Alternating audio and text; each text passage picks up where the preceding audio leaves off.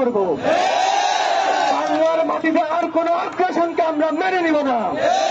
আমরা ব্রিটিশদের বিরুদ্ধে লড়াই করেছি, আমরা পাকিস্তানের বিরুদ্ধে লড়াই করেছি, আমরা আওয়ামী ফ্যাসিবাদের বিরুদ্ধে লড়াই করেছি, আমরা সমস্ত জুলুমকে দূর করেছি, ভারতকে ঘুরিয়ে দিতে আমরা প্রস্তুত আছি।